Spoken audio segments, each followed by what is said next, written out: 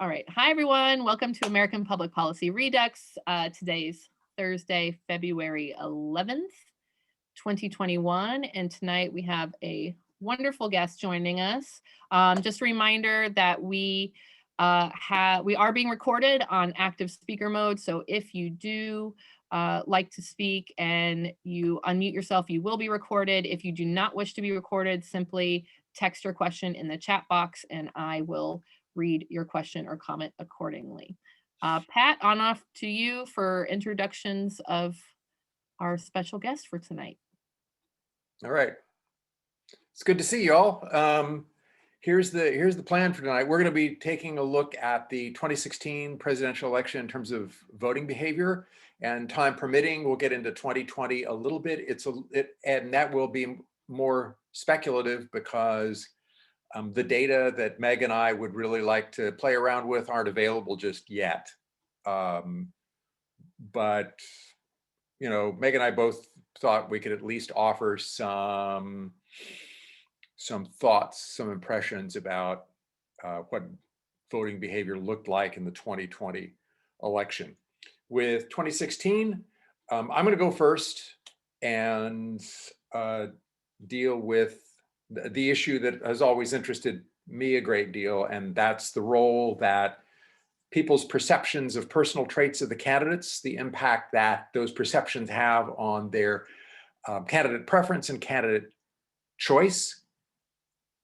And Meg will do the much more interesting work on, I don't know quite how to summarize this, but it's a topic that we've been talking about a great deal, about these competing explanations for Trump support. You know, the poor white blue collar folks that got left behind, as opposed to other kinds of cultural explanations for what's going on. Trust me, Meg will have a far more articulate and prosaically beautiful way of talking about it, but I'm gonna leave that up to her. And I'll do a little introduction just so I have a chance to embarrass her right before she gets started, because that's kind of what I do. All right, I'm gonna start out the old traditional, gosh, from the 1950s, 1960s, basic, simple model of voting behavior.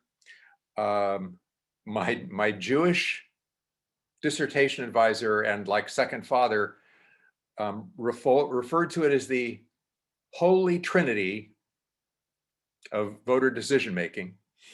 And I'm going to do I think I can do it right now, do the shared screen thing.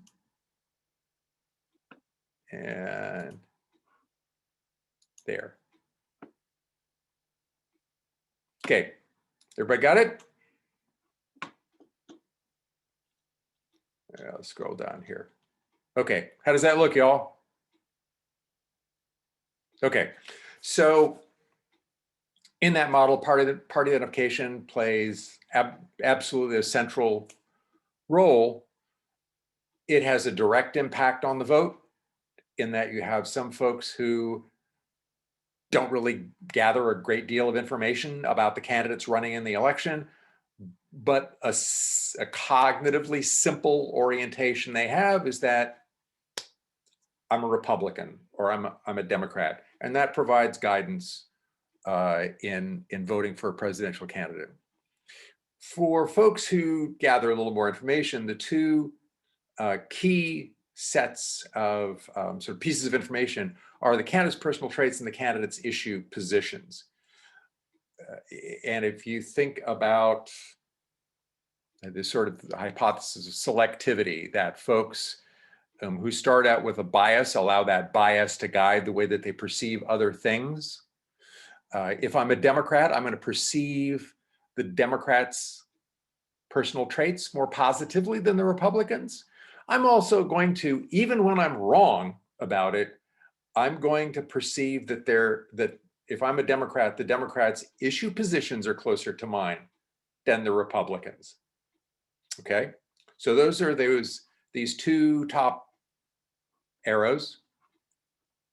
And then in turn, then those perceptions of their personal traits and issue positions and relative to the individual can have an impact on the vote.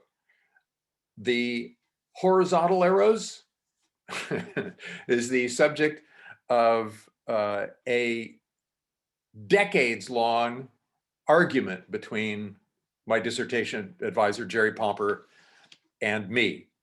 Because a key matter in interpreting the meaning of elections has to do with, well, which one of those arrows is more important? Which one's bigger? The perception of candidates' personal traits really drive their perception about their proximity on issue positions? Or is it in the other direction? That if I find candidates that are closer to me on issues, I perceive that they have more positive personal traits. Jerry's position is the one going from issue positions to personal traits is the more important one. And I think he's full of it.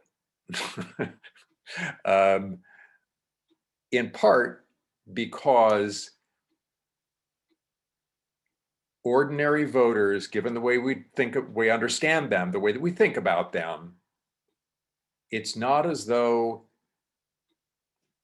they follow politics a great deal, they think about politics much at all, but everybody engages in what's called person perception.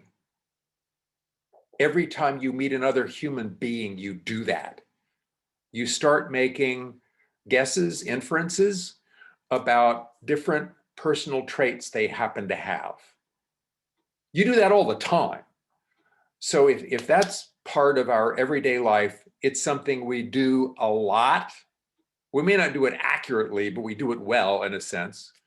Then I think that's what really drives this. So that's why I've been focusing on personal traits. Oops, I'm sorry, I shouldn't have done that. Stop the share. Okay. The next thing is to put some meat on the bones of that. And Donald Kinder, for my money, did the best job of this in an article called Presidential Character Revisited. And he found that voters looked for a number of personal traits, and he was able to fit them into 4, there you go, Megan's right, 4 general categories: leadership, competence, integrity, and empathy. To clarify, I'm trying to do this briefly because Meg's going to be far more interesting than me. Empathy has to do with their belief about the candidate's ability to put themselves in the shoes of folks like me, folks like you. Okay, can they empathize with your situation? Integrity has broader meaning than you might think, but it includes things like being honest, straightforward, that kind of thing. Okay, I'm going to jump right into the 2016 election.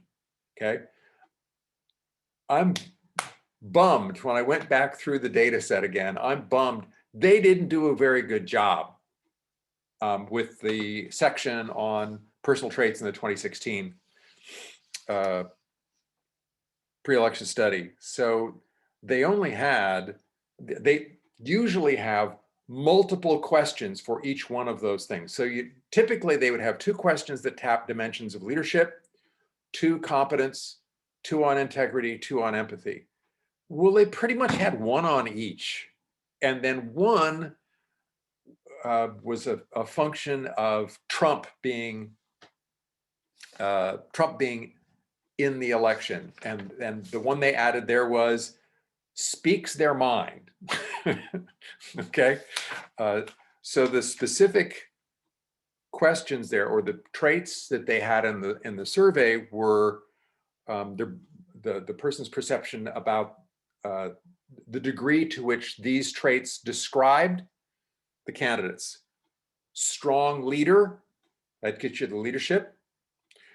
Really cares, that's the empathy. Knowledgeable, that's competence, and then honest, that's the integrity item. Okay. Pat, were these poll workers that gathered the data? When did they? Was this immediately upon exiting the toll booth or the voting booth? Like, how did that? This is for, because you want to get at the notion of causality or causation. These are actually questions that were asked before the election.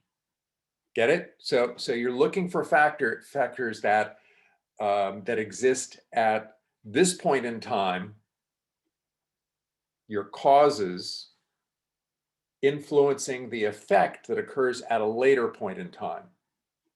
Okay. All right, so let me get, can I do that? We'll try this again. No, I just lost it.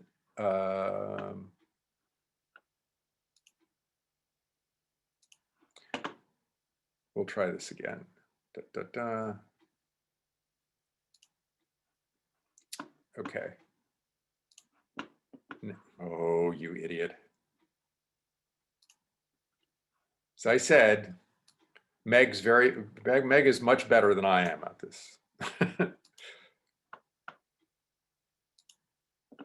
And share. Okay, are we good? Everybody got it? All right, so the first ones are on Hillary in 2016.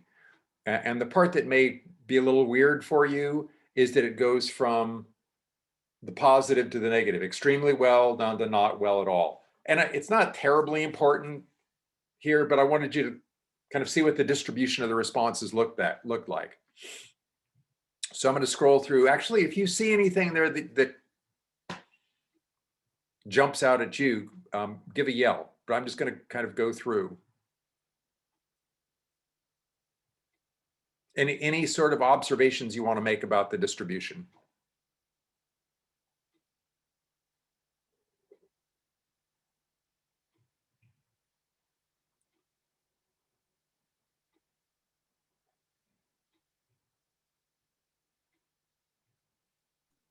So these are Democrats voting for Hillary. No. This is the entire sample. Oh, and how they perceive Hillary. so she's not doing well, or she did not do well on those first initial traits just across the board, even among people that voted for her. Just generally. Just generally. Generally, she just did not Yeah. do well. And I want to point out, I'm going to sort of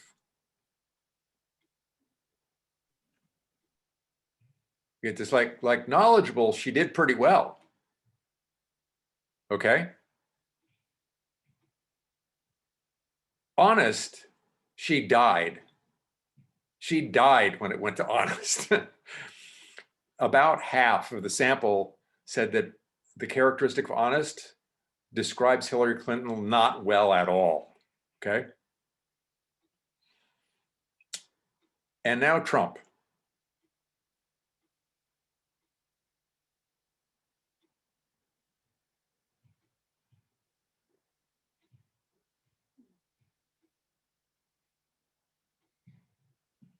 I'm actually surprised that they that they rate him as positive as they do with knowledgeable, but that's just my own.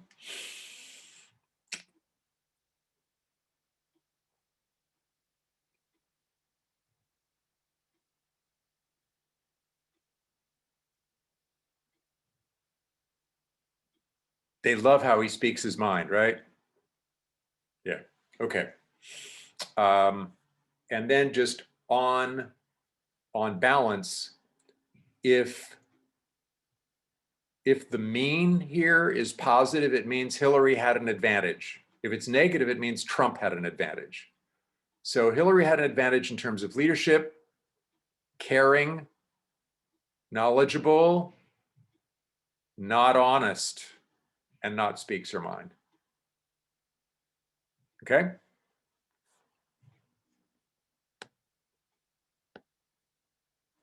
Y'all good? Okay. But what we really care about, what does that make a difference in terms of their voting decision?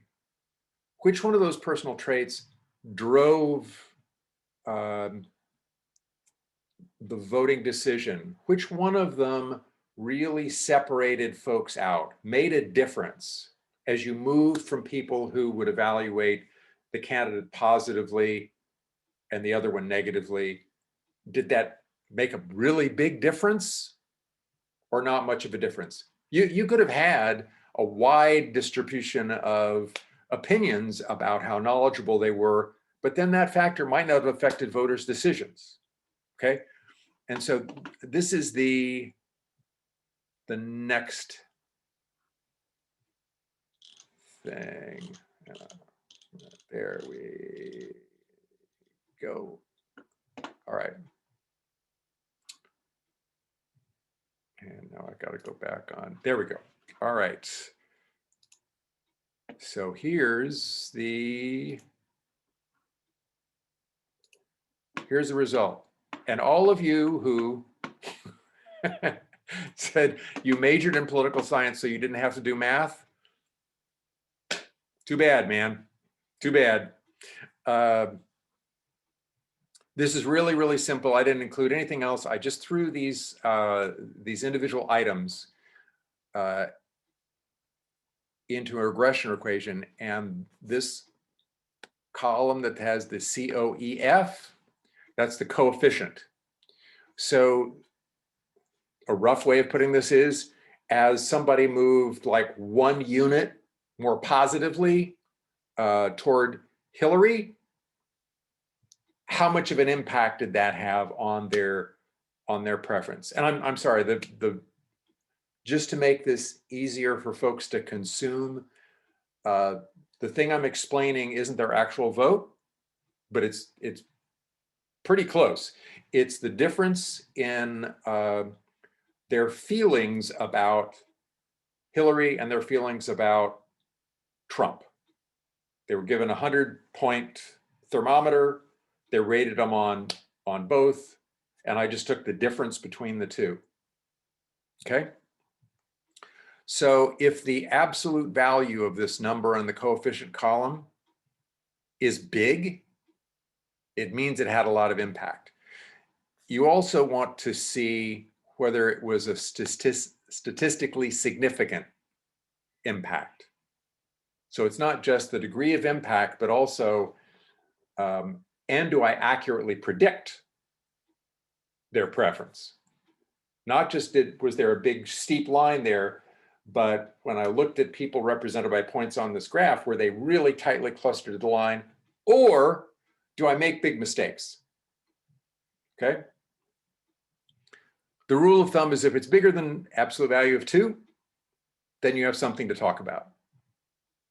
Then it is, Meg's going to kill me for this because I'm really oversimplifying this, but you have a statistically significant impact. So what you have is leadership, caring, knowledgeable, honest, all had a big impact. Okay. Which one had the least important impact? I'm going to leave speaking their mind out of it for right now. Which one mattered the least?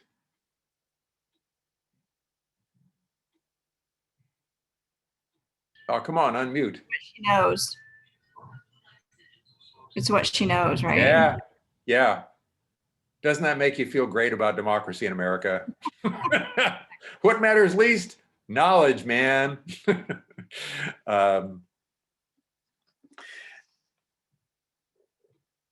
that's just a sort of devastating indictment of the American electorate. And the really big thing that sort of jumped out at me was the kind of impact that honesty had on it. And this is how that kind of media coverage can have an impact, is that Fox News had a decades-long campaign against the Clintons. And all of those perceptions about Hillary Clinton, there's nothing she could do in the course of her campaign to shake them. And you can kind of see that reflected there. So for all the folks who wanted to beat up her campaign staff, like, take a holiday. This was going to be a difficult row to hoe. Okay, so that's that bit. So now I'm going to introduce Meg. Meg left the dump a few years ago and ended up at MIT, finished a PhD in political science there, and is now at Cornell College. We are kindred spirits because we were both, as undergraduates, double majors in math and political science. The difference is Meg's actually a really good mathematician. Me, not so much. And I think this will be fun. She'll have some things that you can engage in more interactively, because like I said, she's like way more well-versed in some of that sort of tech toolkit stuff. So it is my great pleasure to introduce Meg Goldberg, who is, and by the way, I was, yeah. And we have on Zoom call tonight, when in the language of email addresses at St. Mary's, we have mgriff01 and mgriff02. So take it away, Meg. Excellent. I am wearing my St. Mary's math shirt right now because I haven't done laundry in a while, but you know, thematically appropriate. So I want to talk about things that are not unrelated, even though they're going to seem, I think, unrelated. So Pat mentioned Don Kinder, who's I call him my academic grandpa because he was my grad school advisor's advisor, and all of that like intellectual thought, just like you inherit it all. And so a lot of what I'm going to talk about comes down to, because my theories of sort of vote choice, especially in 2016, especially in 2020, come down to a lot of theories about social identity and identity politics. And so I agree that Jerry Pomper is full of it. There is no way that your issue positions drive traits, that everything is going to come down to in-group and out-group attitudes. And that's like the dominant cleavages we see. And that you guys have talked about polarization a lot, I think, over the past few weeks. And that's one like mechanism behind all of this, that polarization has meant that we are increasingly sorted into parties based on other things, so that we don't have, you are less likely to run into people in your daily lives who are in the other party, because we are now so carefully sorted into parties by religious groups and racial groups and ethnic groups and income and education and like all of these other cultural markers that now go with partisanship. So the first thing I sort of, I'm going to share a couple of different things, including a dashboard that I use in my classes, using this same survey that Pat was using. So the first thing I want to show, let's see, make this pretty. So this is like one silver lining of the pandemic, just kidding, it's terrible, is that dashboard has become like part of our vocabulary. When I use these in my classes, when I started using them the beginning of last year, my students were like, what's a dashboard? And now they're super familiar. So this is data from the 2016 American National Election Study. And these are all questions asked before the election and then based on their actual vote choice in the post-election survey.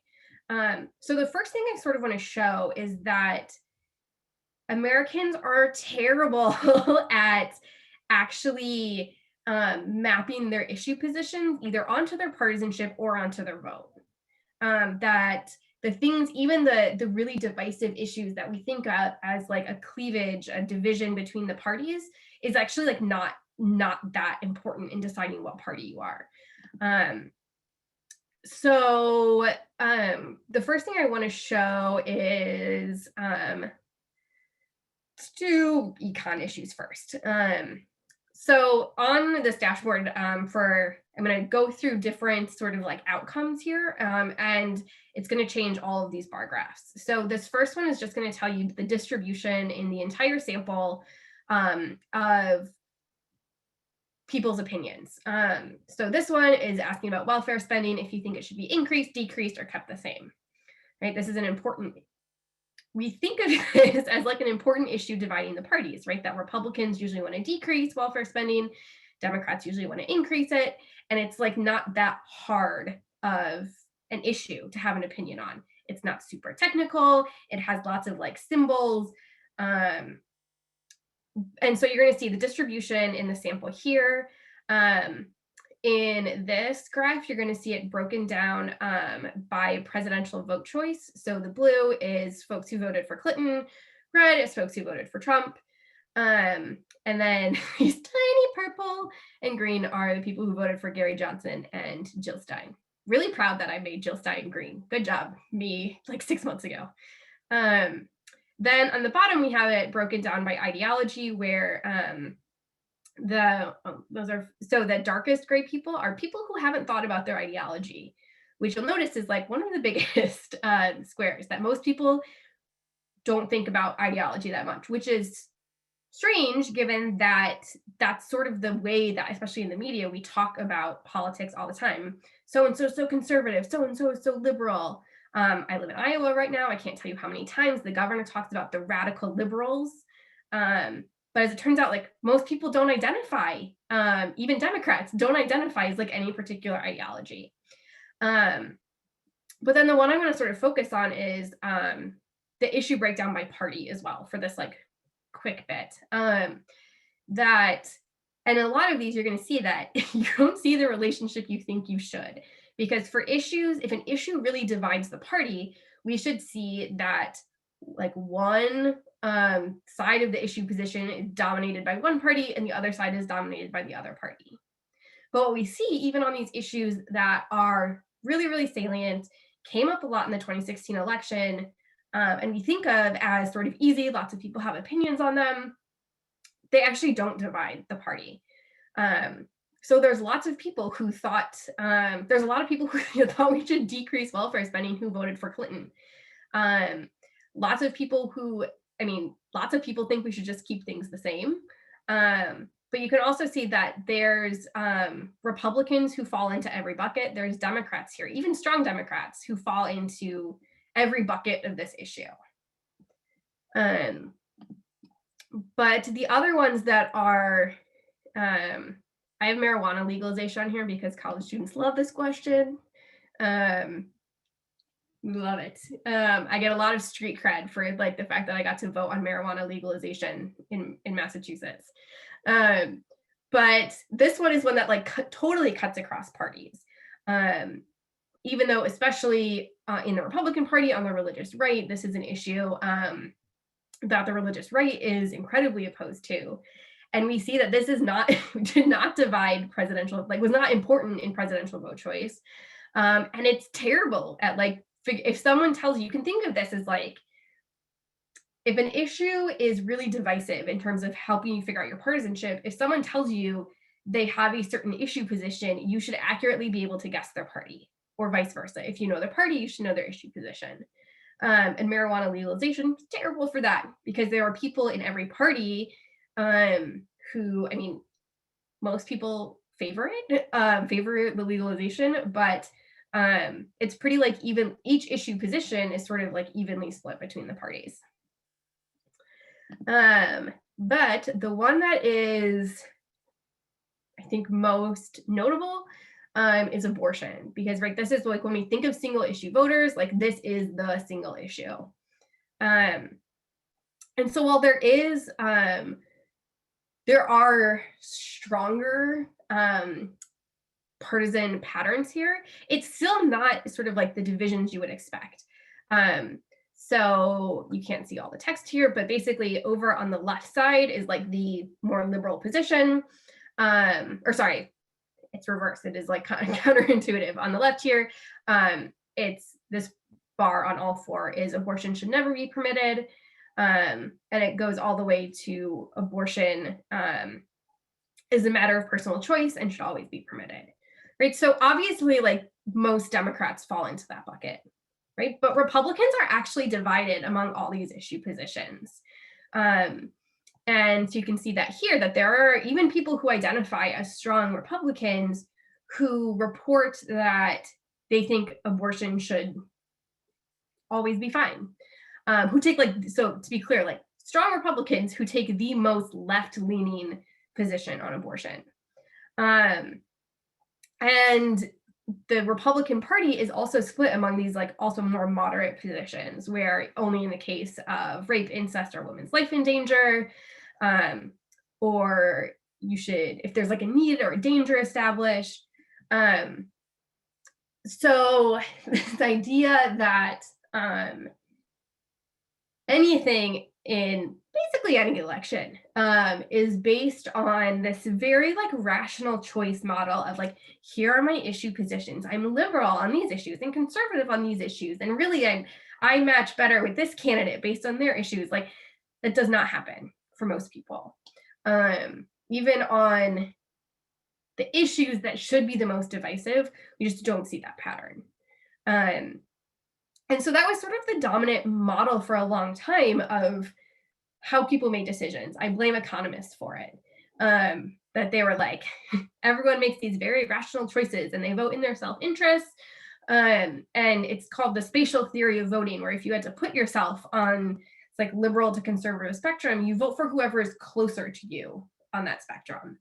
But the thing is, like in the US, one of the first sort of assignment I give my students with this dashboard is to basically discover that people's issue preferences don't map onto their partisanship or their ideology, if they even have an ideology.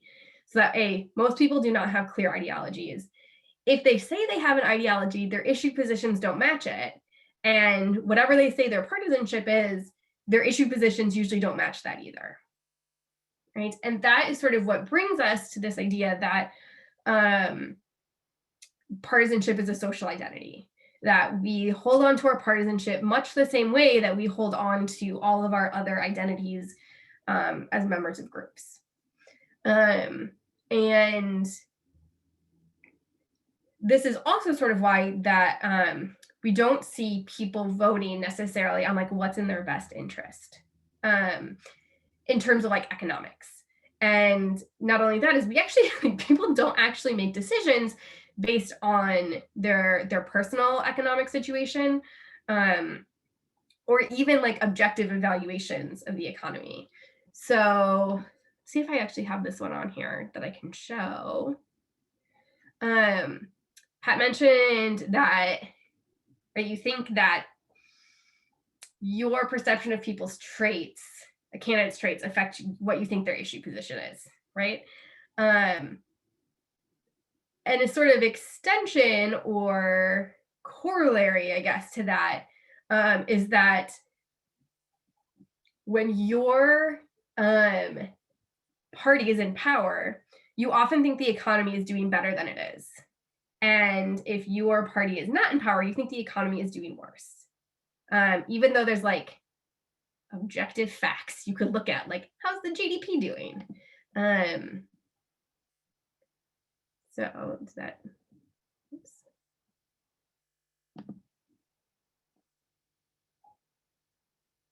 Okay, so Paige asked, people voted more in economic terms like 30 years ago.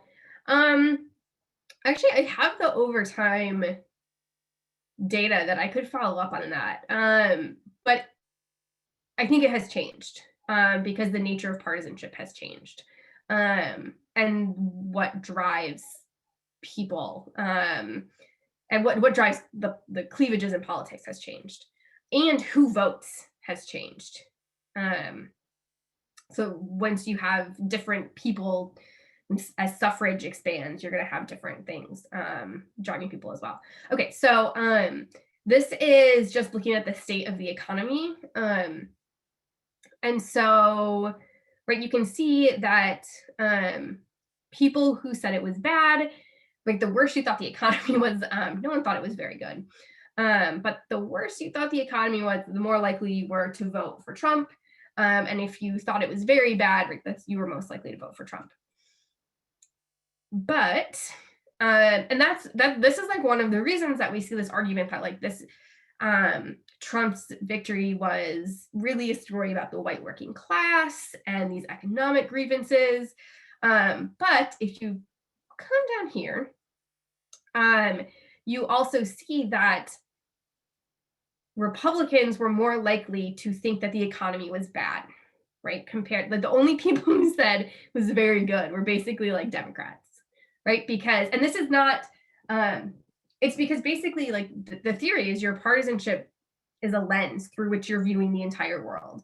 And so you like Democrats and you like Barack Obama. And so you're going to look at the same reality as someone who hates Obama and see it differently. You're gonna be like, oh, it's not so bad because like my guy's in charge, so it can't be that bad. And so part of like, even if you have these like economic realities that aren't good, that's all being filtered through your perception of members of your party and your party, and who's in power. So I think a couple of like big picture things are that one, issues don't seem to matter that much. People don't know that much about politics, and they're, even if they have really strong issue opinions, it doesn't necessarily drive their vote for lots of different reasons. Another is that objective information is going to look different to different people, right? And that's also why, like, we see even with like COVID numbers that they're going to look different depending on your opinions about who's in power, right? So like if you're in a state, actually I'll use Indiana as an example, right? Like the governor's Republican, not done that bad of a job. Granted, I'm seeing that from Iowa, which is a dumpster fire right now. And but if you are a Democrat in Indiana, right, you probably actually think the governor is doing worse than he is, if that makes sense, compared to Republicans in Indiana. So that's like the second big thing, is that partisanship is sort of coloring everything, and that's because it's almost like the way that we cheer for sports teams, that it's part of your identity for your team to win. Okay, so I think social identity is really important, and that, I'm gonna stop sharing this. So that sort of leaves us, if it's not driven by your issue positions, if it's not really driven by these like objective realities of your economic situation, either broadly in the entire country or your personal economic situation, what is driving it? And basically it is just really rooted in the way in which you view your group and your group's position. So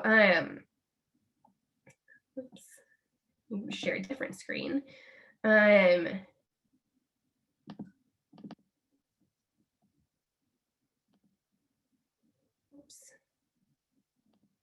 Wow, this is the home screen for the ANES. So this is an article that's just in Vox by a political scientist that I love, Phil Klinkner. And basically, he builds this model similar to what Pat had, with lots of different variables, basically trying to test this idea of, is it your economic reality, or is it your feelings towards basically Black Americans, but also Muslim Americans. And one of the most predictive variables is how much what he calls racial resentment you have. So racial resentment is a measure also from Don Kinder that's based on 4 questions. And they're questions that are like, see if I can remember them off the top of my head. I just made my research methods class do a big assignment on this. It's whether or not you think Black people, like Black Americans, just need to work harder, whether or not they have had more disadvantages, whether or not, I'm trying to remember what the other ones are, but there's 4 questions that are sort of similar to that. And it's basically asking, like, do you think there are structural barriers to the success of Black Americans? And that is really, really strongly correlated to your approval for Obama and your 2016 Trump vote. So the folks who, so this is looking at the y-axis here is Obama job disapproval, so it's people who did not approve. And so you can see the people who have, the more and more racial resentment you have, the more those groups disapprove of Obama's job, right? And oops. Let's see if this one. And so this is like a little bit harder to read, but this is basically taking like the results of those like regression equations that Pat was just showing and graphing them. So it's the coefficient that we are looking at. If it's the dot is over here, it means you're more likely to support Trump. And so people who scored high on racial resentment were more likely to support Trump. And that is also related to your feelings about whether or not you thought Obama was Muslim, your feelings towards Muslims, like if you think they're inherently violent. And so basically the thesis of this article is that it's not about your feelings about the economy. So he asks a bunch of, well, this is from the same survey, but he compiles a bunch of questions about the economy into an economic pessimism scale that's sort of about social mobility. Do you think you can get ahead economically? And those actually like these bars cross the 0, which means that they're not statistically significant, that you can't differentiate that coefficient from 0. That what's really behind this vote choice for the average voter is racial resentment. And so this is sort of the, there's a lot of situations sometimes where political scientists are trying to, we feel like we disagree with like sort of the narrative that's out there. And this is one of those cases. Every time there's like a new New York Times profile of like the Trump voter that they interview in a diner, all these political scientists are like, no, it's like really about this. So there's also, I can share a link. There's a really, really wonderful article in 538 from mid-January about this and tying it to the insurrection. That's really great by a political scientist at Stanford. But that really, and this is, I'm going to come back to Pat's model, that partisanship was like at the top. And that is more and more true. That partisanship is like the unmoved mover, that people are not changing their partisanship. And it's sort of driving all of these other evaluations that you're making. But that partisanship has become tied deeply to race as well, because and that racial groups have sorted into the different parties. The other piece of this that I haven't really talked about at all, in part because the ANES doesn't have good data on this, is religion.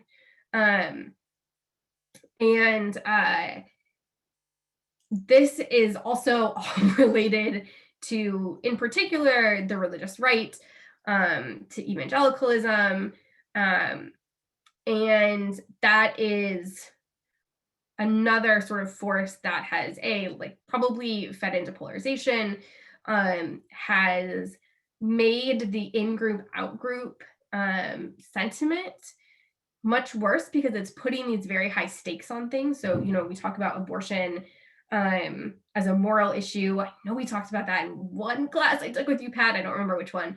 Right, these moral symbolic issues. The religious right is the one assigning those values. But there's also really interesting new work out that actually suggests that people's partisanship affects how they identify religiously. So that while there's these religious organizations that sort of help shape the landscape of politics, on a personal level, you figure out your party ID while you're in college in your early adulthood, and that's a time for people who don't go to Catholic colleges, step away from religion. And so they form their party ID, then they go get married, they have kids, and they're like, oh, I should go to church again. And if they're Democrats, they go find churches that fit with their political socialization. And if they're Republicans, they go to evangelical churches. That's overly simplistic, but that this social identity formulation of politics is sort of I think the most persuasive model, which is why I don't think what most people think the average voter thinks about issues, I think doesn't matter at all, which is probably too dismissive of people and maybe a little elitist. But I'm going to stop sharing for a minute. I don't do we have 5 minutes? Do we want to talk about 2020?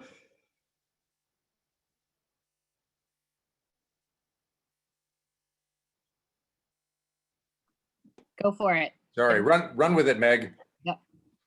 I know very little about 2020. What I can share is data from a different survey. That this is not exit polls. This is the Cooperative Congressional Election Study, which is starting to rival the American National Election Study in its usage. Let's see if this will load. My internet is kind of slow. But basically, it's like 2016 on steroids. The trends. So one thing, I don't know if I'll be able to show it in here that well, but one thing that's super interesting, one dynamic in 2020 that's interesting is that conservative has come to mean aligned with Trump. And so it's really messing up the way we score the voting patterns in Congress, because they're all messed up. For people who have been in Congress for a long time, they're people who Mitt Romney, who used to be one of the most he would have been ranked, he's not been in Congress that long, but super conservative, but looks like he's not because he keeps voting to do things like to convict Trump. So let's see what interesting stuff. One thing we can do actually, is look at, this is over time.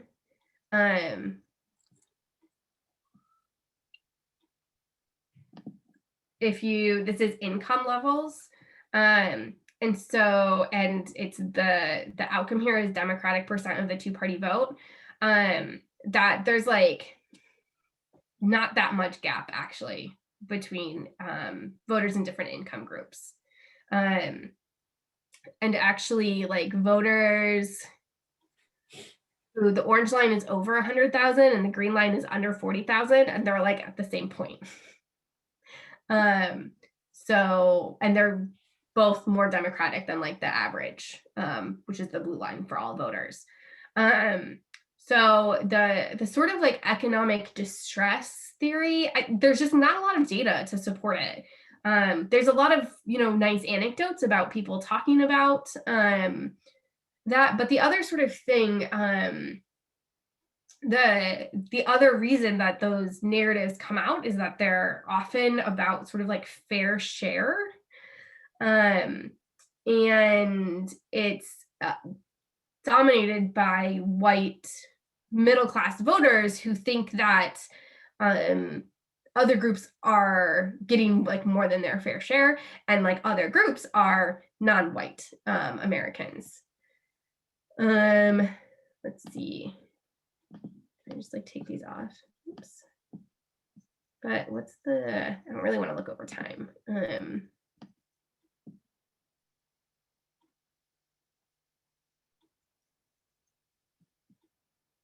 don't know, is there any does anyone have any particular questions about 2020? I can see if I can answer. I have one, Meg.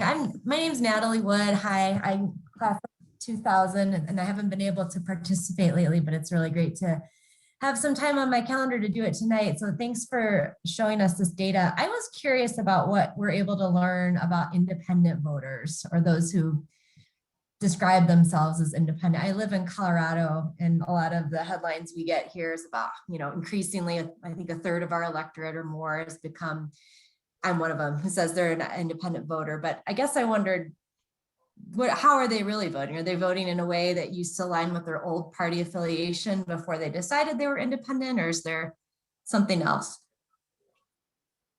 Yeah, so one of the first times I worked for my advisor, he was like, I gave him some piece of analysis. He's like, this doesn't make any sense. This is not what it should look like. And it was because I had, in the American National Election Study, there's a 7-point party ID scale that includes people who you can be strong Republican, not strong Republican, and independent who leans Republican, and then true independents, and then Democrat side.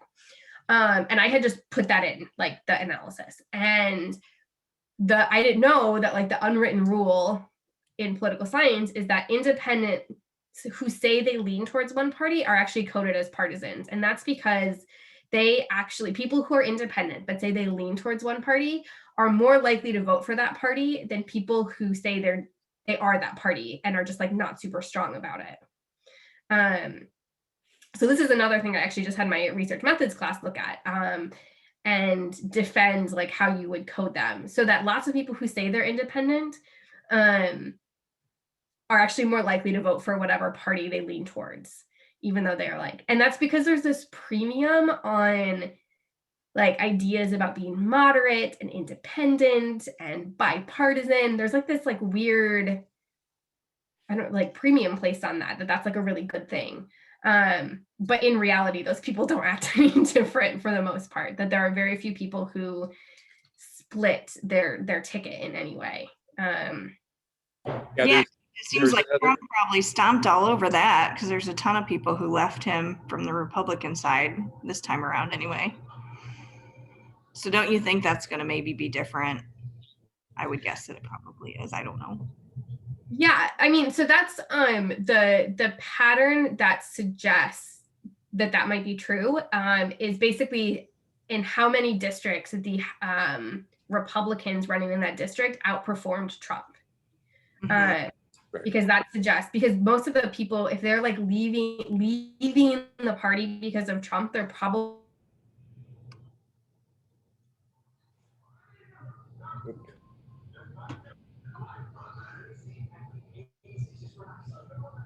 I really want to know that answer too. Directly applies to me. Like, could not have formulated a sentence. You're almost there, Meg. Oh goodness. Pat, maybe before Meg comes back, I'm going to add to the response to Natalie's question. Historically, historically, independents are sort of different animals now than they used to be. For most of the history of, studying voting behavior, independents were precisely those folks who were independent because they weren't really paying attention. Okay. But as levels of cynicism and distrust rose, you developed two relatively discrete groups of folks who were independents.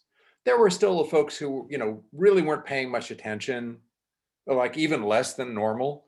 But then you also added a group of folks who were, like you, really attentive to politics. And right now I'm talking about a different set of folks than Meg was. These are the folks who say, I'm independent. You ask them, do you lean one of the parties? And they go, hell no, I don't. So within that group, you now have a group of folks who kind of look like you, Natalie. And so I think you end up needing to talk about those two groups separately, right? Because they're coming from different places and they're coming with different stuff in their heads and probably in their emotions too. Does that make sense, Nat? It does. It's making me think it might be people who are wishing there were more than two choices, who might identify with some sixth choice. It's not just 9 or yeah, I suspect, however, those numbers are really Small. really small. Yeah. Yeah. Meg can beat me up on that if she wants. No? No, I Okay. agree. Okay. For what? No. Meg, So- you were talking about Republicans leaving the Republican Party. And you had air quotes when it like froze. So you were like this, which was I got frozen in my sarcasm. In my life. I'm skeptical that they're leaving. I'm skeptical because this is actually how I explain it. When I came to St. Mary's, I was an Ohio State fan in football. Because I grew up with a dad who went to Ohio State, and I was like, go Bucks. And I was super obnoxious to everyone that I knew at Notre Dame. Like that, I was there that little 2007 season, which was like the really bad one. And I was super obnoxious to everybody. And now I am a Notre Dame fan. And it took like going to St. Mary's during my early like adulthood and then marrying someone who went to Notre Dame to like make that happen. And so that's the analogy I use, that it is the fundamental identity shift in a lot of ways to change your party. And I think especially people who, if your family is all that party, it might, does it mean changing your religion because suddenly you don't fit in at church? Does it mean changing your friend group because all of a sudden you don't get along with your friends? And so I'm skeptical that people who are leaving, for the people who that's going to stick, it's people who have already severed a lot of those other social ties and are maybe forming ones to other groups, right? Like you're in a workplace with people of the other party, you go to a church, right? And so like talking about me for a second, like Pat can attest to my pretty hardcore conservatism in college, but then I moved to Boston. I had kids in Boston. All of my friends grew up in New England. I was in a place that like the bar we went to on Saturday was called the People's Republic. And it was like a literal communist themed bar. Right. And so all of that, like in my early 20s and like mid 20s, like mattered a great deal. And so you get to point like your social ties also change. And so for me, like I'm gonna stick a little bit better, probably. I don't know, it's weird to analyze yourself a little bit, but right. So it depends too on how you're embedded in your social groups. And I think that's one of those things that got strengthened over the last 4 years, because that sorting and the kind of emotional sorting that occurred just really operated with a vengeance. And I know when we talk about some of this stuff, we will focus on things like misinformation. And you can see it manifested there. I mean, the just bizarro misinformation that's out there. I mean, apart from, QAnon crazies, Oath Keepers and all those wingnuts, the notion that if you were a Republican, you would believe Joe Biden was a socialist, that's mind-blowing to anybody who knows anything at all about politics. And then that has then bled over into things really even more in line with the stuff that Meg's talking about. Of all places, I think this is a study that the American Enterprise Institute, of all people, did, taking a look at Republicans. And particularly, and she hit the religious groups thing too, right? So the Republicans who are evangelical Christians have 27%. I'm sorry? It's 27% believe in QAnon. Well, That was the study that came out like today. That was I think we're probably looking at the same one, but I was more disturbed by their support for notions that it was okay to resort to violence, sort of in defense of their understanding of the. If I hear one more Republican describe themselves as a constitutional conservative, I'm going to kill them. I'm just going to take them out and shoot them. Except you actually don't condone violence, Pat. Well, yeah. Like those jokes can't make it anymore. Yeah. But that, it was political violence. It was, take up arms, really high levels of support. So all of that stuff has gotten emotionally heightened over the last 4 years. So I'm really kind of piling on to Meg's explanation for why, they're probably not leaving. Because the emotional temperature got raised for all of those factors that are driving that sorting process. I got a question sent to me, wondering why it takes so long to, especially if to analyze the data or have a data available, especially for 2020. And when I read that question, I was thinking too, especially because the data that we were analyzing was pre-vote or a good number of the data. So why does it take so long to have available and analyze? Go ahead, Meg. So the short answer is that it's hard.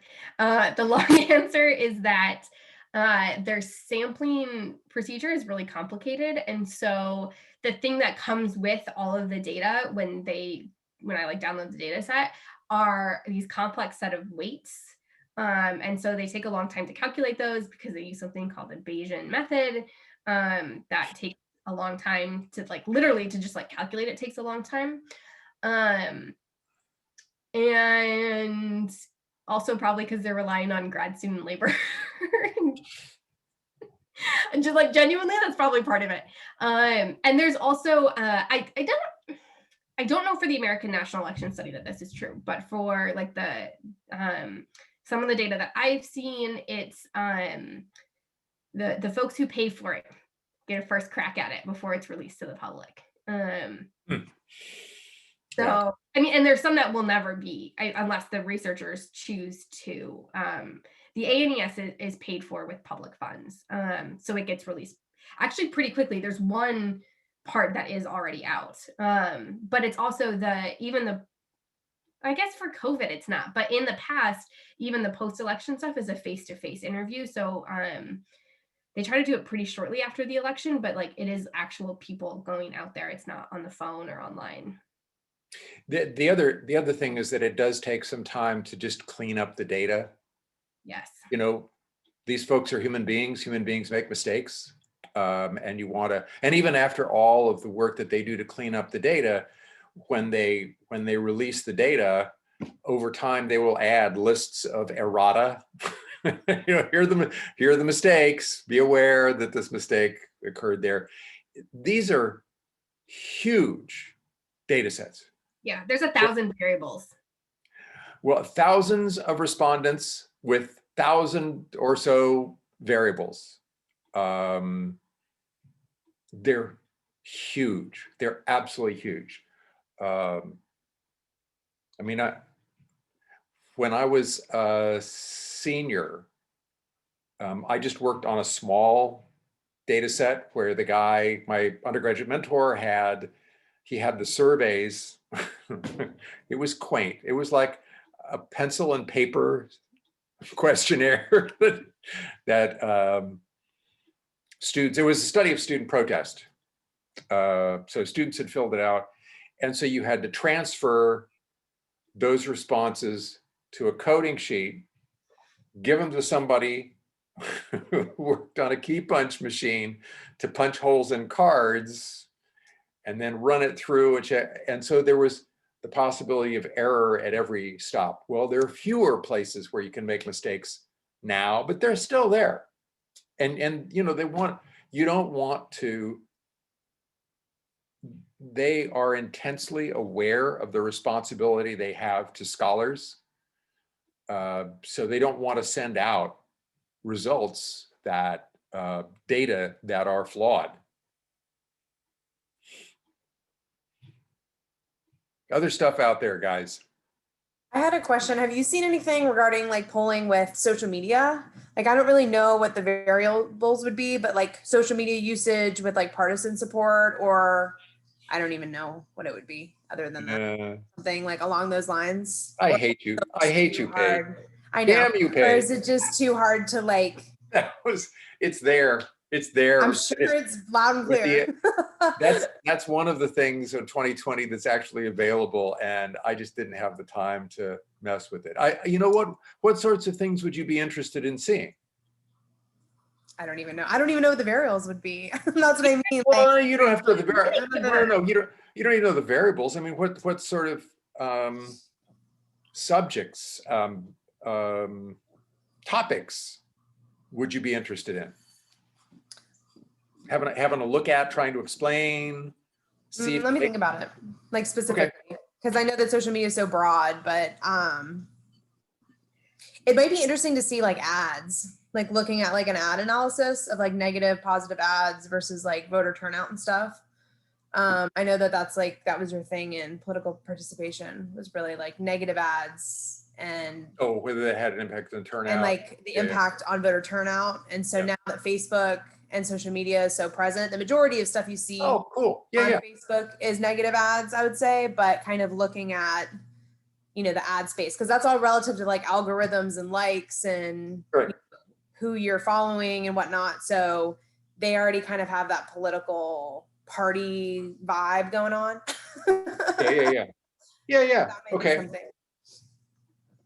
Yeah, I can play around with that and then pull some stuff together. Yeah, it's hard. Social media is super hard because like trying to make causal statements is really tricky, in part because of the stuff you mentioned. Like what you see is not like random, it's generated like for you. But I just saw a grad student has a very cool paper on TikTok and how like young people use it instead of cable news, and it's awesome and I love it. And the other thing is, it's also hard to actually monitor how individuals are truly using social media, because, you know, particularly younger people, they just bip around. So, you know, if you ask, I mean, I don't even know how they're studying it right now. How do they gauge an individual's use of social media? I mean, it's really hard because especially you don't have like the social media platforms don't allow researchers access. I complain all the time. My brother-in-law is a statistician at Facebook, and so I whine all the time to him. Why can't we have data? So he knows what's up. He wouldn't share it. But that is, it is, so basically but there are some people, I'll have to see if I can find it, where people run experiments where you basically buy ad space on Facebook. And then you use the same techniques that like private companies do to track their marketing, to see what effect your ad had. Yeah. Can you speak to kind of we talked about in polling, when we had a whole discussion on polling, and we talked about people saying one thing and doing another. And I wanted to kind of close as I was asking the question from that other person, that kind of jogged in my mind of our previous conversation. So how, when analyzing your data set, how do you account for that person that says, oh, I'm not going to vote for Trump, that votes for Trump, and vice versa? Or how strongly they feel about the leadership of Hillary Clinton, for example, and their decision otherwise. Is that come into play at all, or how do you account for that type of person? Go ahead, Meg. Okay. So a couple of things. One is that I think it's much more likely, like the problems with polling, it's much more likely that Trump supporters are just less likely to answer the phone. And that's why like polls underestimate his support. There has been a lot of work in the last 4 years on this like phenomenon of the shy Trump voter. But I think the most basic, easily understood rejection of that hypothesis is that Trump actually polled really well in the primaries. And so like, why would he have polled, during the primaries were people willing to support him when there were other Republican options? And then as you got closer to the election, or when you got to the general election, suddenly unwilling to say that they supported him. It's not like he dramatically changed as a person over the course of the election. So that's one piece. There's also people who ran what are called list experiments, and which are meant to like uncover people basically lying on surveys and didn't come up with anything. And I have done, I worked on a few projects in grad school. We call that basically tried to answer this question about like people believing in misinformation, that they're doing it expressively, that like they think I say that I like saying that Obama this dates the research. The big rumor back then was that Obama, wasn't born in the US. And there was a lot of criticism of that academic work, that it was just people saying that because they're Republican, that they don't actually believe that rumor, but that's like wrapped into Republican identity. And so they're expressing their Republican identity by saying that. And so what we did was basically came up with this scale of questions that were meant to measure like if that person was likely to be the type of person that would actually answer things expressively. And we found that there's no correlation between that and saying you believed in rumors, even though we did see correlations between that and like other expressions of identity. So I personally am a little skeptical that we see a lot of people just like lying on surveys. And the people who do these surveys are really, really good at, they're extremely well trained to not, and it's randomized, like who gets, like who your interviewer is randomized, so that we don't have a systematic measurement error, basically, that like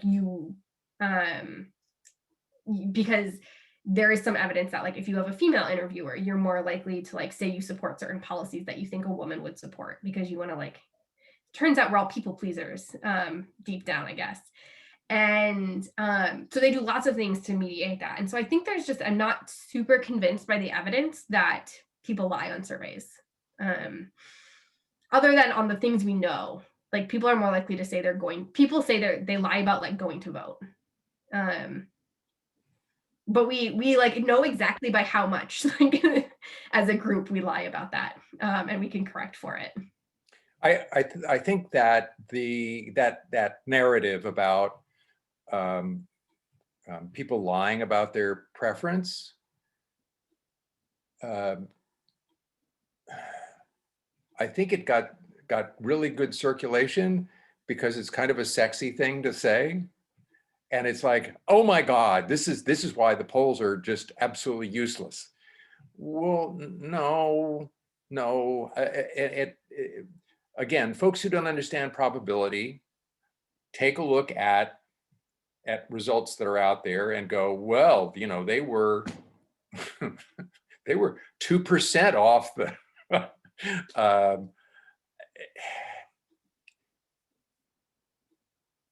in a sense, it's part of that sort of cynicism, distrust of everything that's out there. Instead, I think that, and I've talked about it before. It's related to what Meg is talking about. I think that you just have different people coming out to vote who didn't vote in the past, and it's that you have a little bit of discussion of this in the media when pollsters will talk about doing or not about whether their analysis is for the entire public, can be generalized to the entire public, or this is just among likely voters.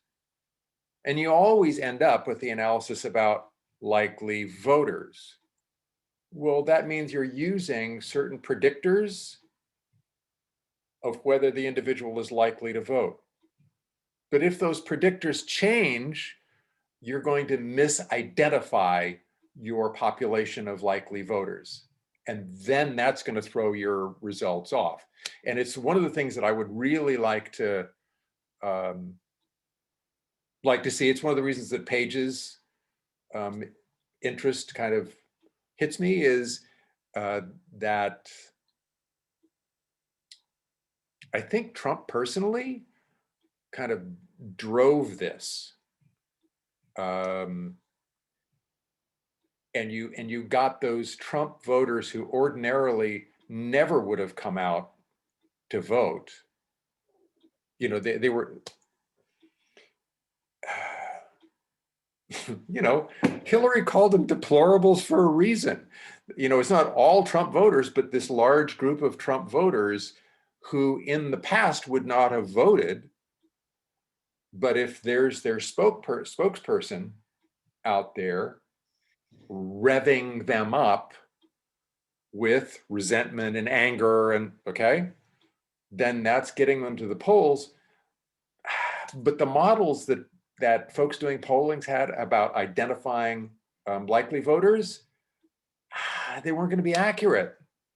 And I'm making this stuff up. I think it's plausible, but it's not as though I've got the evidence for that. There's some things like what happens in 2018. I mean, I think some of what happened in 2018 when Trump isn't on the ticket that support that hypothesis. Yeah, I think the other suggestive piece of evidence from 2020 is that, and I had to like walk back some stuff I said in interviews, but there was a poll out of Iowa right before the election that people were like, oh my God, that Iowa had been really close. And then there was this poll out of Des Moines, the Ann Seltzer poll, that showed Trump winning Iowa by like 7 points, which is about what he won by. And it showed in the congressional district I'm in, the Democratic incumbent getting like beaten by quite a bit. And she was ahead, and 538 had her at like an 89% chance of winning. And this poll out of Des Moines was right. And I was skeptical of it because of her sampling method. But what she does is basically, she just says, are you going to vote? And if they say yes, then she says, you're a likely voter. She doesn't do all of this like fancy that yeah pollsters do. She just says, if you say you're going to vote, I trust you. And her poll was right. And so that's I think, evidence that some of those models this year were funky and not correct. So you've like struck a nerve with me, because my biggest, like the hill I died on after the election was the fact that the pollsters were so bad with the Democrats. Like, so you had the presidential, like I'm talking about like the Senate, where it was, you had like the McConnell race, you had Graham, you had Collins, you had these incumbents that were Republicans. So obviously like, and like longtime incumbents, not even just like one-term incumbent. There was a ton of polls coming out that they were either going to be close races or the Democrats were leaning by a few points. And I had like PTSD from 2016, where it was like Hillary was completely just like a landslide election win, and then like going to sleep at like 11 o'clock being like democracy is over. But and so then with, I think the polling got a little bit better, but you saw the same thing, like just like, I mean, McConnell won significantly, Graham won significantly. Like it wasn't even a fight in these like close call pollster races. Like, do you think that's again kind of like that Trump data that is just hard to account for? Or do you think that there's just like Democrats are just like not polling correctly to get accurate depictions of like the turnout? Go ahead, Meg. I mean, I think one thing is it's actually really hard to do state level polls. That, I mean, so like the data we've been showing you are nationally representative, but then like you can't break it down by state because there's like not enough people. So I actually like, even in this very expensive, very good data set, I can't tell you anything about how Michigan voted. So I think there were not enough state polls. I also think that I love 538. I am like a pretty diehard 538 fan, except for I hate Nate Silver. And part of that, he's the worst. He's such an armchair expert. Anyways, but some of his politics writers are great. I have old advisors who write for 538. They put out really good work. But one thing I think that they do a disservice with is the way they frame their projections, because I agree, like I was having like, this year I was like, well, and it's because when we see, we're really bad, like humans, even people who are good at probability are bad at probability. Because when we see that like somebody has a 60% chance of winning, a 70% chance of winning, that's still a pretty sizable chance of losing. And where that's coming from is that it's a really close election. So that's the other thing. Like when the projection said Biden had a really, what was it, like 95% chance of winning by the day before the election? Right. The vast majority of their like simulated wins were extremely, extremely close outcomes. And so our expectation from that should have been a very close race with Biden just barely winning, which is what happened. So putting aside the fact that like probabilistic projections are not falsifiable, it's like flashback to research methods, bad hypothesis, not scientific. But yeah, and so, I think that there's definitely problems with polling. Polling's incredibly expensive. And I don't think that we can necessarily expect to have really like a bunch of high quality polls at the state or certainly not the congressional level.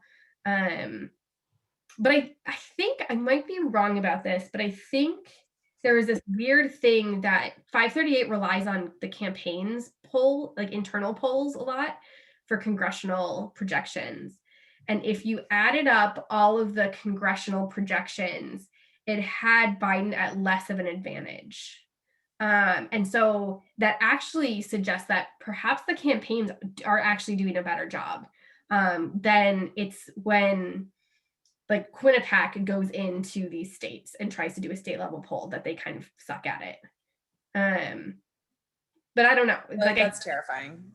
That put me in more unrest, I think. And also like, Republicans seem to get it right every time. Like that's where I just think that, I don't know. I just feel like I'm gonna and this will be a blast from the past for some of you.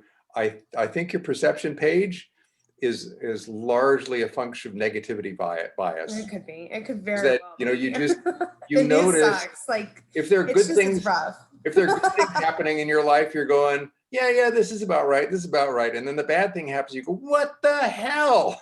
And you seize on that really, really bad thing that happens. You go, why does that stuff happen all the time? Maybe, possibly, but I don't know. Yeah, the thing about state polls is right on the money, and it's why when 538 does those projections for the Electoral College, they put together as many of those state surveys as they can possibly find, and do the complex sort of averaging and weighting, and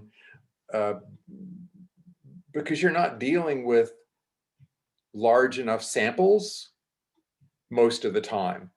So it's really because you don't have the sample you want.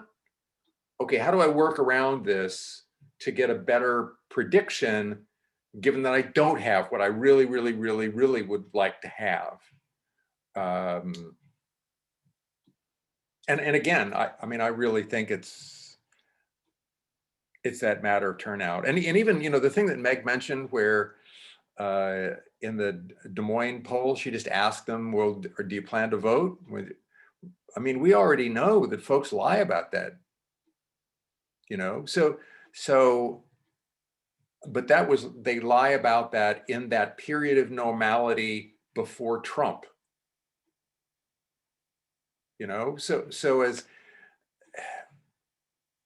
as the stimuli that are out there in terms of candidates changes, I mean, I think that's what Trump kind of demonstrated is if you came in and you were a revolutionary kind of candidate,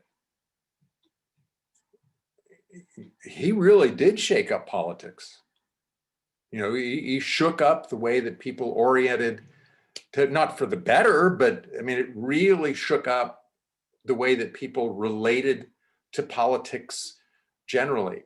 And again, I don't think that our models and our ways of understanding candidate preference, vote choice, it's not reasonable. There's no way you're going to figure that out on the fly. But we were using old models that didn't fit the context. It's just the context is revolutionary and nobody expected this.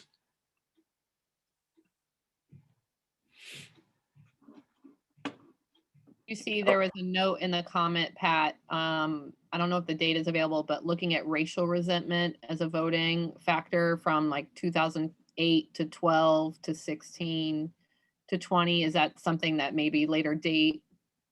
Well, Meg had that, right? I don't know about over time, but I can check. It's been asked in the ANES for at least I think since the mid 90s. Because I think that's when Don Kinder came up with it. Yeah. I mean, so I would guess that it changes. But I think that, so it's probably the gosh, Pat, who was the Willie Horton ad?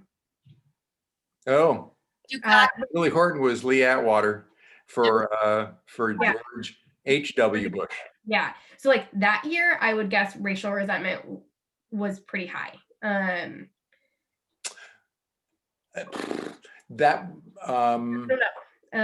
It was. I'm going to use. I'm going to change the language a little bit, and it's why you would have different. This is the surveys responding to changes in politics. Then it was racial fear. I mean, I wouldn't have used the term resentment. I would have used fear back then. And I mean, I think I used that in class one time and noted that that had the greatest impact on white women. But yeah, and I think, I mean, I forget because time has no meaning anymore, that 2016 was like shortly after really the start of Black Lives Matter. And so that was sort of like, feels like an eternity ago. So we were starting to see like a major shift in the saliency, I guess, of race. And that, I mean, Meg has already made this point, but race has been at the heart of partisan division. Certainly since the 60s. I mean, it's one of the things that most strongly separates folks into the different parties. Different ways, like racial fear at the one point in time, racial resentment at another, stuff about civil rights and voting rights in the 60s into the 70s. But it unfortunately, it's got legs. It's been driving our politics for quite a while. Well, I came prepared to talk about the abortion issue, and that was your top one, because everybody the hill I was dying on was that was the deciding factor for the Republicans voting for Trump, and that's why they despise the man, and you may not like anything that's coming on. You may not like conspiracy theories, but you were pro-life, and this is the person that you're going to. I mean, you confirm that it is one of the strongest, right? Issues if you're going to divide, but it's not as strong as the hill that I was definitely putting my flag in, like Paige in her polling. So yeah, I mean, it's a chicken and egg sort of thing that people are trying to figure out, right? Is it like that you have your opinion on abortion and then you pick your partisanship based on that? Or is it that you pick your partisanship and that tells you all of these other things that you need to know? And it seems like the second one is the answer. Super fascinating. Like I had never thought of that at all before tonight. I love your brain. You need to come to every session we ever have and we can pick it as well. So thank you so much for your time. Does anybody have anything? I feel like, wait a second. Meg, I feel like they're divorcing me and marrying you. This is just, so, I had this like fear that if I had ended up at St. Mary's that it was going to just crash and burn, because I was like, I don't want to replace that. And that happened to me a little at like my current job, where there's some people who remember the old person and they're like, well, that's not how he did it. And so now I'm like, I'm awesome. You are awesome. I know a bunch of people, does anybody have anything that they wanted to know about 2020? I feel like a lot of the things we talked about previously were really awesomely hit in the highlights, but does anybody have anything else on 2020 that they wanted to look at the data about? The only factor that I think would be interesting to look at in your, like, what was it, dashboard? What was that? Yeah, dashboard. Was like guns. Yeah, I can pull that up really quick, but somewhat unsurprisingly, actually, my students are always very surprised by this, but like vast majorities of Americans support gun control. Yeah, that's why I'm. We really actually, yes, I don't know if people took pigs, but we do. We look at this data in my intro class to do a very abbreviated version of the pigs assignment, where they have to like look at like the relationship between NRA and policy and then like public opinion, and they're always like, wait, everybody wants gun control. What happened to democracy? Maybe interest groups don't help. I have a whole gun control dashboard, but I don't know if I have it on this computer. Yeah, but like most people want it to be more difficult to get a gun. Very few people want it to be easier. And so there's some division here, right? But like a lot of Republicans actually want gun control to be kept the same. But there's a fair amount of people who voted for Trump who want it to be more difficult to get a gun. So you see that like this is actually a decently divisive issue on the party, but it's still it's never black and white, right? Like you're always going to be able to find strong Republicans who take the other party's position, even if they would never, ever, ever vote for someone in the other party, even if this is the most important issue to them. See, this model to me looks like how I would expect abortion to look like, more or less. Yeah. And so this is also, I think 2016 was like the most extreme example we've seen. Yeah. 2016, part of it too is that this only has like 3 options, right? Like if you broke this into more options, you might see different patterns. You know, if there were more like, I guess, fine-grained policy options available here. But the thing is, people don't know about the policy options. Yeah, They I mean, go harder, easier, or the same. yeah, that's the reason to not. I mean, if you're measuring it and you're giving them 57 options for their issue, well, yeah, people don't make those they don't discriminate in that way on really any issue. Right. You know, it's going to be a small number of options. I kind of wish that they'd change the coding so that the middle response was actually in the middle of the histogram instead of going. That's probably my fault. It just goes in alphabetical order. Oh, like on. Well, yeah, but it was numbered. I just assumed it had to do with their. Oh, wait, if it's numbered, yeah, that's their fault. That's not mine. Yep. I think go ahead, Adrian. So just a quick thought. I was intrigued by the comment around the inaccuracy of the 538 predictions and the percentage of probability. So I work in technology, specifically around artificial intelligence and machine learning. And 1/10 of a percentage point, depending on where the application of artificial intelligence lies, can be a matter of life or death, right? So every granular, you are always thinking that if it's 99%, there's a 1% chance that something terrible is going to happen. So you're constantly thinking that way. But I'd never thought about the idea that looking at the predictions from 538 had that same level of importance or scrutiny needed to do that. I just found that fascinating. So I wanted to thank you for that comment, because it is something where it applies to my discipline, and mentally I totally get it, but it's computers calculating that. So I always am skeptical about the computers. The human beings is a whole nother animal, right? So you kind of have that difference there. So thank you for that. I'm gonna point out that an awful lot of this disappointment with the polls is really a consequence of elections just got tighter. They just got tighter. So you could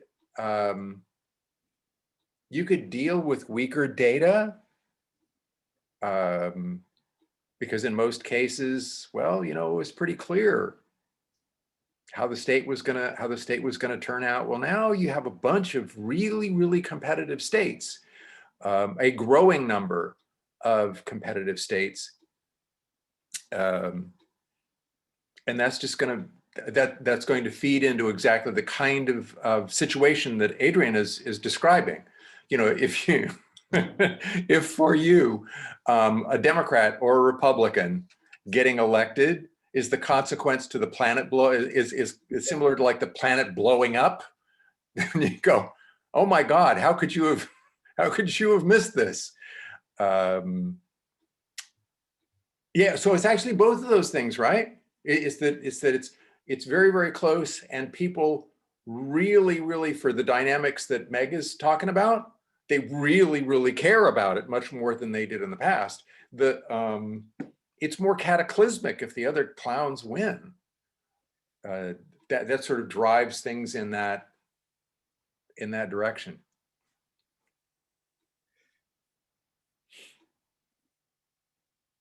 Otras?